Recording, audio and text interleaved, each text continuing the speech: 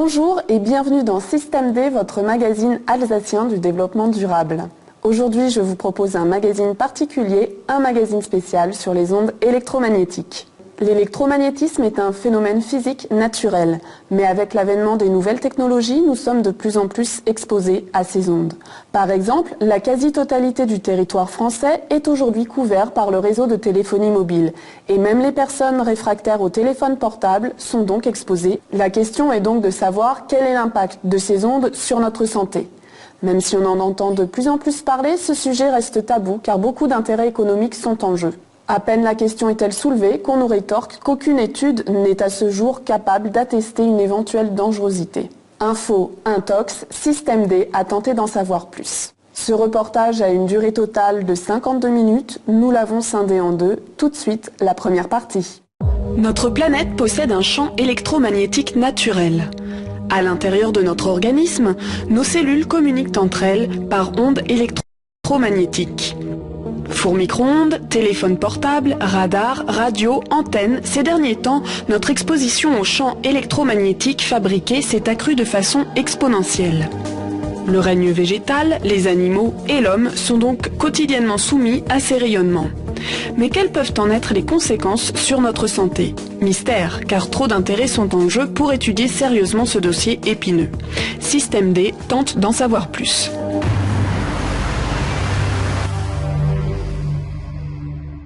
Avant de rentrer dans le vif du sujet, un petit détour par la case départ s'impose afin de faire le point sur différentes notions de physique. Un champ électrique, il est créé par une charge électrique. Si vous prenez une charge électrique fixe, par exemple un électron que vous mettez en un endroit de l'espace, eh bien dans son environnement, il va créer un champ électrique. S'il est fixe. Si vous prenez cette charge et que vous la déplacez, c'est-à-dire vous créez un courant, vous allez créer un deuxième champ, que l'on identifie comme cela, qui est donc un champ magnétique, qui associé au précédent va donner un champ électromagnétique. Donc les ondes électromagnétiques, c'est l'existence concomitante d'un champ électrique et d'un champ magnétique qui sont créés par une source variable, donc cette onde est une grandeur variable du temps et de l'espace, donc c'est quelque chose qui se propage. Ce qui est important pour les télécommunications, c'est que ces ondes se propagent dans le vide et à l'air ambiant, qui en termes de propriété électromagnétique est assez voisin de celle du vide. Si c'est pulsé, on envoie de l'énergie sous forme de pulses très intenses, qui permettent effectivement d'atteindre des énergies instantanées très importantes. Notre cerveau aussi a une activité électrique. Il émet des fréquences comprises entre 8 et 45 Hz environ. Les ondes bêta correspondent aux fréquences supérieures à 12 Hz et apparaissent en période d'activité intense, de concentration ou d'anxiété. Les ondes alpha, elles, sont comprises entre 8,5 et 12 Hz. Elles caractérisent un état de conscience apaisé et sont principalement émises lorsque nous dormons. Partant du principe que notre phase de repos permet notre régénération, un architecte allemand, le professeur Schneider, a étudié il y a déjà 40 ans la relation entre le lieu d'habitation d'un individu et son bien-être. Ce concept s'appelle la baobiologie.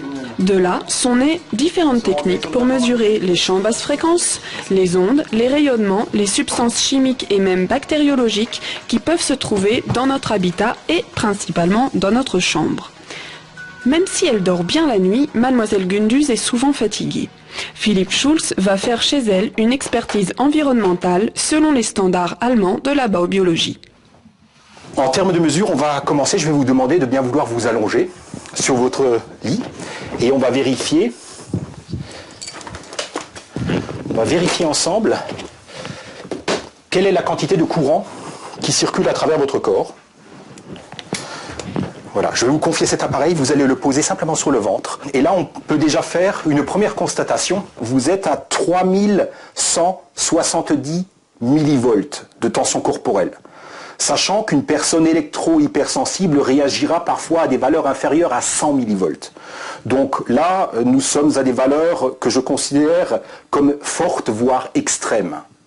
À présent, je vais passer sur le tableau électrique et on va déjà couper le courant électrique et voir ce qui se passe dans pareil cas. Voilà, c'est fait. On affiche toujours encore 3000 millivolts, c'est-à-dire le fait d'avoir coupé l'électricité, le compteur l'alimentation générale électrique, ça n'a pas changé grand-chose.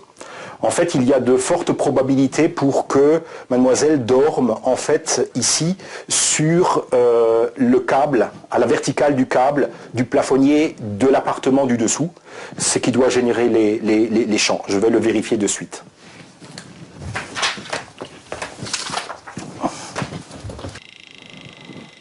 Le courant est toujours encore coupé. On a une réduction des valeurs. On a déjà une indication, on a une réduction des valeurs quand on monte vers le plafond. Et lorsque l'on oriente à présent la sonde en direction du matelas, on s'aperçoit que les valeurs augmentent beaucoup. Donc en fait, la source première électrique se trouve bien à l'endroit que je supposais, c'est-à-dire c'est de l'électricité qui est véhiculée par un câble qui se trouve juste à la verticale de votre lit, et pendant la nuit, cette tension électrique présente dans le câble, eh bien, au travers de l'eau que vous avez dans le corps, vous la tirez et vous la conservez. Dans le cas présent, c'est une situation qui est peu fréquente. Généralement, les champs sont générés par les prises de courant latérales, par les lumières au plafond, par les parois elles-mêmes. Là, on a la source principale qui provient du dessous. On va poursuivre à présent par des mesures d'ondes électromagnétiques.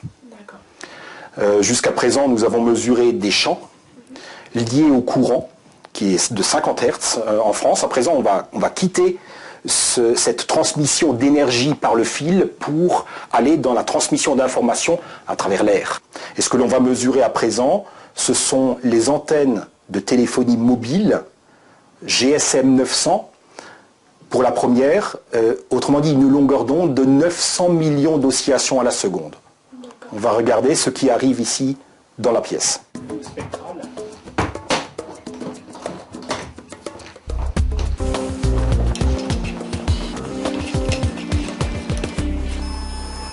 Le son que l'on entend là, ça, c'est un émetteur bien particulier. Il s'agit d'une antenne de téléphonie mobile. Là, vous avez une antenne qui est située, je pense, à quelques centaines de mètres de distance. Elle n'est pas proche d'ici, elle est à plus de 500 mètres, d'après les pics qui sont affichés ici. Ce ne sont pas des valeurs qui devraient vous poser problème. Par contre, à présent, j'aimerais faire une comparaison avec votre propre téléphone portable. Passer un appel et on va regarder ce qui se passe. Vous voyez, instantanément, ici la diode nous indique qu'on est à très forte intensité. Je vais réduire le son. Et si vous observez bien ce qui se passe ici, le pic de votre téléphone, lui, est très fort. On est à plusieurs milliers de microwatts. Avant, je vous disais que l'antenne produit moins de 2 microwatts, ce qui est biologiquement supportable. Là, nous sommes à plusieurs milliers de microwatts. 1000 microwatts est le seuil qui a été testé sur des rats. À partir de 1000 microwatts, la barrière hémato-encéphalique s'ouvre pour une exposition d'une durée de plus d'un quart d'heure. Autrement dit, votre téléphone portable, vis-à-vis des antennes de téléphonie mobile, les antennes de téléphonie mobile ne représentent pas un risque majeur dans votre chambre à coucher. Par contre, l'utilisation intense de votre téléphone portable, lui, pourrait, je le pense, poser un problème, vous poser des problèmes de santé à l'avenir. C'est bien.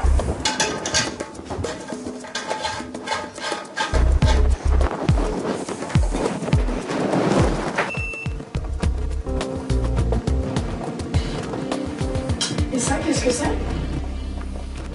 À présent, on va mesurer des fréquences plus importantes que celles de votre téléphone portable et de l'antenne de téléphonie mobile.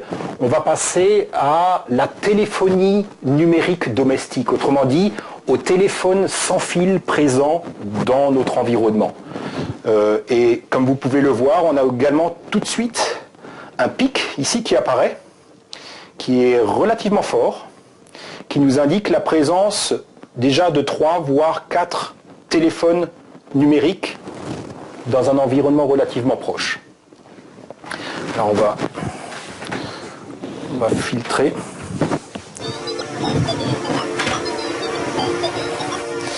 Qu'est-ce qu'il y a de l'autre côté du mur?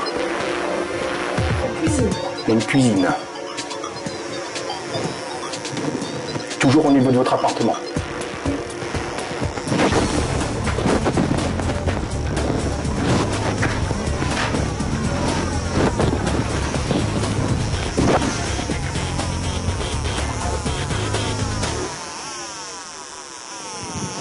Il y a beaucoup de réflexions.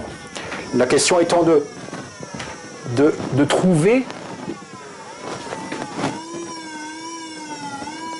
Voilà. Donc à la verticale ici, le voisin du dessous, à peu près à l'endroit où nous nous situons, si vous allez le voir, il a un téléphone sans fil, numérique, au standard s'appelle DECT, et c'est un téléphone, beaucoup de gens l'ignorent, c'est un émetteur d'ondes électromagnétiques pulsées permanentes. Et ça, c'est un problème. C'est un problème dans le sens où, biologiquement, vous dormez, on a déjà vu qu'il y a un problème électrique, ben en plus, vous allez cumuler un autre problème qui, cette fois-ci, est de nature électromagnétique. C'est-à-dire, ce que votre voisin ignore sans doute, c'est que son téléphone, quand il a terminé de téléphoner, c'est pas pour autant que le téléphone va s'arrêter d'émettre. Il émet 24 heures sur 24. Le cas de Mademoiselle Gunduz n'est pas un cas isolé. De plus en plus de personnes se plaignent de fatigue, maux de tête ou perte de mémoire. Pour en savoir plus, je me suis rendue chez Wolf Bergmann, un médecin généraliste et homéopathe allemand. Il est l'une des 22 personnes à l'origine de l'appel de Fribourg. Cette pétition allemande a été lancée en 2002 afin d'avertir l'opinion publique et le gouvernement des constatations médicales faites sur des patients en comparant deux périodes, la période pré-numérique et la nôtre. Sur Terre, tout est électromagnétique. L'électromagnétisme fait partie du fonctionnement de la planète. Mais seulement, depuis quelques décennies, nous avons modifié cela.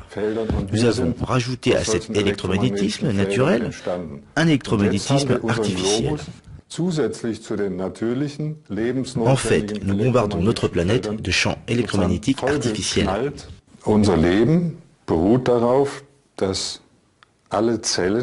Pour maintenir la vie, nous sommes composés de cellules.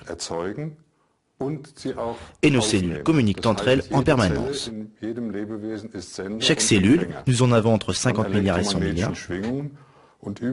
Chacune de ces cellules communique avec celle qui est à côté d'elle, à la vitesse de la lumière.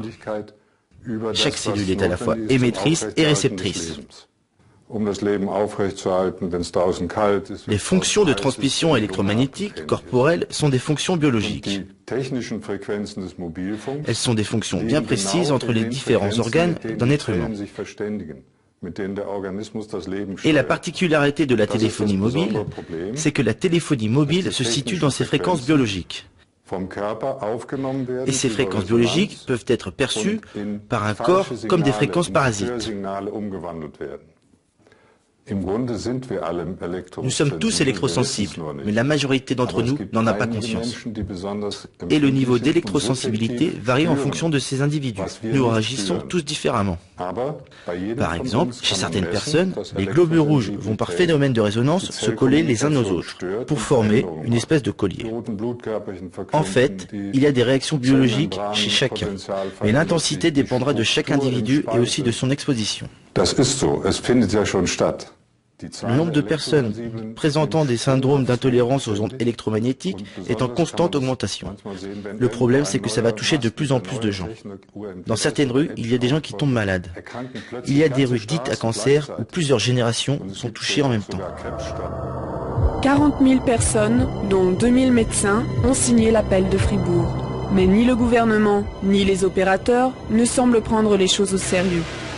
Pourtant, de plus en plus de personnes souffrent et sont victimes de syndromes d'intolérance aux champs électromagnétiques. C'est le cas de Clara van de Schenden, qui vit en Suisse, à Bâle. Elle a eu la gentillesse de bien vouloir témoigner en français. Madame van de Schenden a consulté plusieurs médecins et même psychiatres. Personne n'était en mesure d'expliquer la source de ces troubles, ni de lui porter secours. Une seule piste. Ces troubles apparaissaient toujours à certaines heures de la journée. Après de nombreuses recherches, elle s'est aperçue qu'ils concordaient avec les horaires de pic d'appel de la téléphonie mobile. Je dois m'adapter au rythme téléphonique des autres.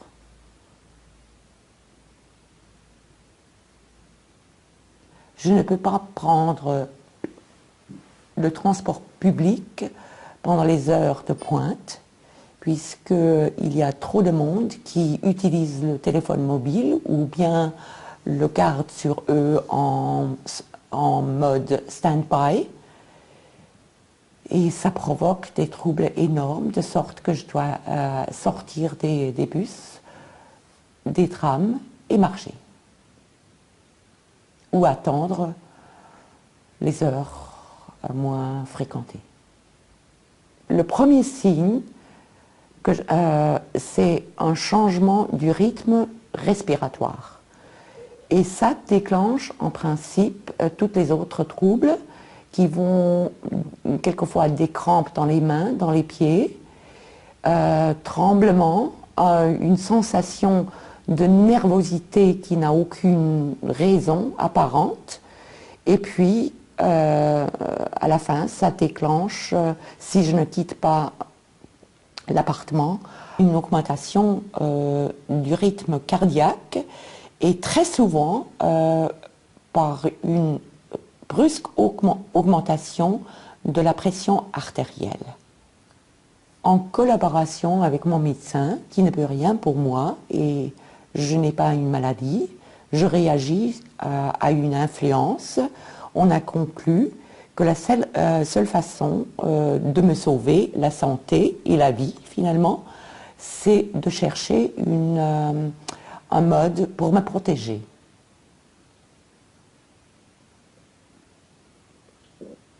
De créer une espèce de cage faradéique.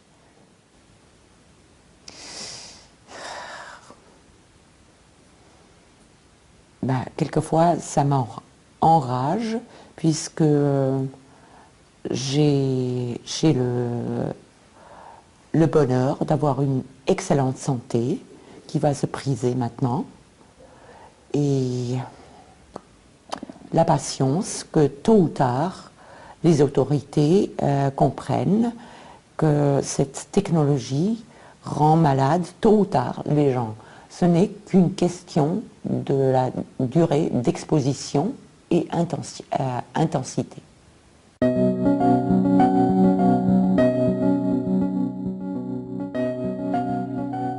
Chez Clara, c'est Philippe Schulz qui a préconisé les mesures à prendre afin de limiter les rayonnements électromagnétiques. Les travaux sont en cours. La révision du circuit électrique a été faite. Une peinture spéciale a été appliquée sur les murs, plafonds et sols. Composée à 40% de particules d'argent, cette peinture réfléchit les ondes de la téléphonie mobile provenant de l'extérieur, les empêchant ainsi de pénétrer dans l'appartement. Des moustiquaires à base de filaments d'aluminium viendront ensuite protéger les fenêtres. Afin de limiter les rayonnements électromagnétiques, bien des mesures existent. Tout d'abord, la mise à la terre de l'installation électrique est incontournable. Il est également recommandé d'utiliser des gaines électriques blindées. L'installation d'un interrupteur automatique pour permettre de couper l'électricité de la chambre pendant la nuit est également conseillée. Ensuite, mieux vaut éviter les téléphones fixes numériques sans fil au standard DECT. Mieux vaut se passer du Wi-Fi et connecter son ordinateur à Internet via un raccordement par câble. Évidemment, si l'on peut s'en passer, mieux vaut ne pas utiliser de téléphone portable ou limiter la durée de nos appels. C'est donc toi. Si ces mesures permettent à certaines personnes de survivre en ville, d'autres n'ont pas cette chance. C'est le cas d'Ulrich Weiner. Ce jeune homme de 32 ans, au parcours très prometteur, est aujourd'hui obligé de s'exiler pour survivre. Dans 2 semaines, nous verrons comment Ulrich Weiner tente de survivre, isolé du monde, au fin fond de la forêt noire.